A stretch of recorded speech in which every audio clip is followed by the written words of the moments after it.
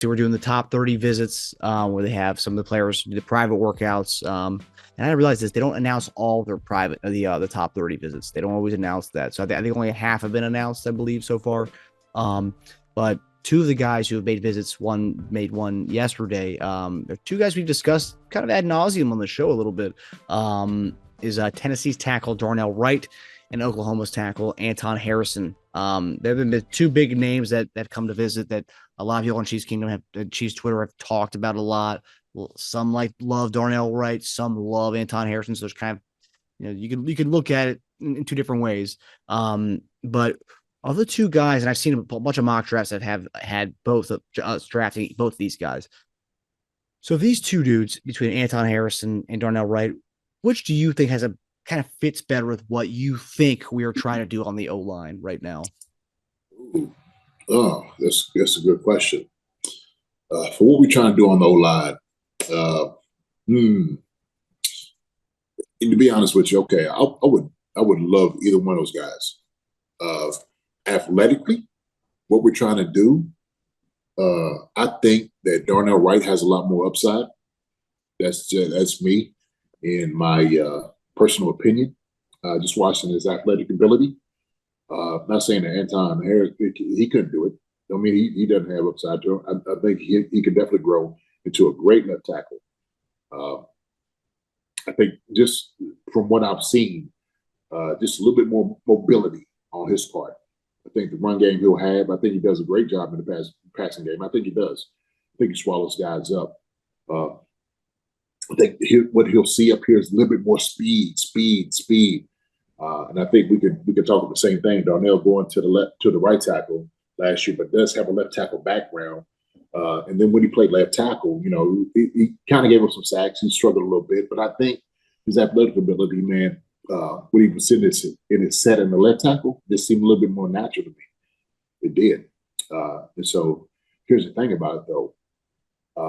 With Darnell Wright, then you actually got a guy that can play either left or right? He has the versatility. So you may get a little bit more value out of him just because of his versatility. And so he's a starter in the NFL, left or right. That's a good thing about it. So that to me, just picking the two, I'd say Darnell, just for what we do and what he can bring and his versatility in changing it. If you wanted to change it, you could. You could change it to the other side if you wanted to. But Anton, man, I like Anton too. I like him a lot. Yeah, I think with Darnell Wright, like what you said, the versatility aspect, Juwan Taylor, we're supposedly making him a left tackle. If that's the case, you have Darnell Wright who could play right tackle. You put him at the right tackle spot, and the cool thing is you'll be playing with who's his right guard in college was Trey Smith. So you have a full rapport on that right side. And how important is that to have kind of that rapport with that tackling guard, especially guys who play ball with each other back in the day. Now they're going to be playing in the pros. I mean, does that add to a level of that too, to have a rapport with the guy there? Oh yeah, you play with a guy before. I mean, you kind of know what he's going to do. What his weaknesses are, what he needs help in. Maybe some of the whatever it may be. But it's always the comfortability, right? Being comfortable, knowing somebody and their tendencies. Okay, is one thing. So that's that thing of just knowing somebody. Hey man, what's going? Here we are doing it again. So that's always a good thing. But I think even if he goes to left tackle and trades on the right guard, shoot, they'll have fun. I think it'd be a lot of fun in the meetings. I'm sure they have fun right now. But bringing him into the fold, shoot, man, they're gonna have a blast. They're gonna have a blast. Yeah, I mean, and then, like we said when we first signed Juwan Taylor, it allowed us to go get a left tackle or a guy like a Darnell Wright who's played both, to see which one he fits better in and which one Juwan fits better in. And whoever's better at whichever tackle, that one goes to that spot, the other one goes to that spot. And then you can maybe keep Juwan Taylor at left tackle, keep Darnell Wright at right, or Darnell goes to left and then Juwan stays at right tackle. Well, shoot, hey, but you think about it, okay, not even, we're talking about like Trey Smith and Darnell Wright. Wouldn't it be Anton and Creed Humphrey? That's right, yeah.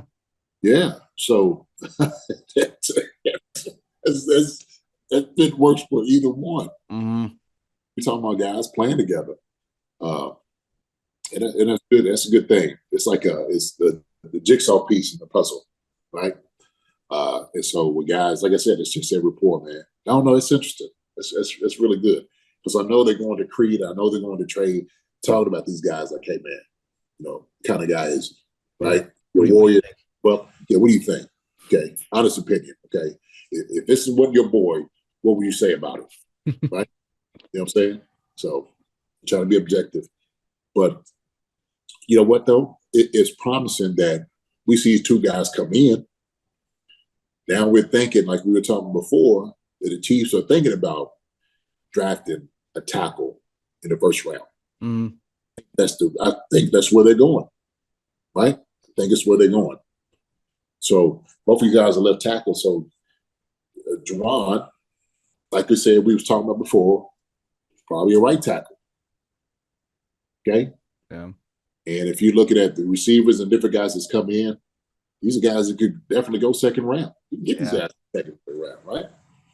So, hey, man, we on it again, Marcus. Hey, look, we are on it again. I know. Yeah, man. We've been talking about this thing. So, that's a great point because, I mean, if you look at the top 30 visits so far, the ones that they've announced publicly, those two are I think of maybe the highest projected guys to go, where like you said, the receivers, those are like a second and third round type guys. I don't think any of those guys are going in round one. But those two are amongst the highest graded guys that we've looked at. So yeah, it does seem like we are looking in that direction as far as our first pick. Yeah, I think mindset, I would say tackle, defensive tackle, wide receiver. That's probably the look. But you would go receiver. You think it's receiver before edge?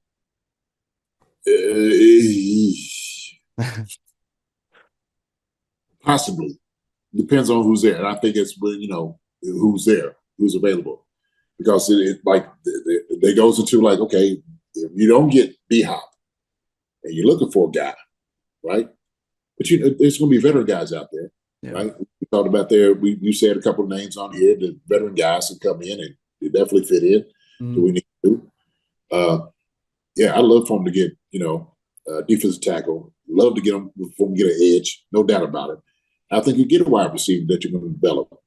Heck, you already got you got second rounders and third rounders and the guys that was projected to be second rounders and maybe day one guys in the room. You already got them there. Yeah. Right?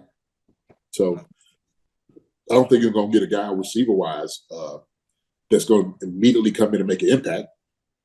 Yeah. More than those guys that's in the room right now. Right? So that's why I look at it. Yeah, it's gonna be interesting. I've seen like a lot of the mock drafts even shift. I think I saw some people saying today that you might not even see a receiver go in the first round. You might see the best tight ends go still be on the board when we draft. Like Kincaid and Meyer might still be there. It's like, wow, that's crazy to me. That's nuts. No, man. To me, that makes sense. It does. It makes a lot of sense. I think when you first start and you look at teams' needs. Where everybody starts moving. And then you have to realize how many guys are still out there, right? And I said this before, one thing that you cannot take for granted, and it's hard to get, the currency is experience. Experienced guys, especially getting for cheap, man, is like gold. Hi, everybody. Thanks for watching. Subscribe here to get the latest from the show. Also, be sure to check out the best clips from Chief Concerns. And if you prefer to listen to the show, subscribe and follow us on Apple Podcasts, Spotify, and anywhere else you get your podcasts.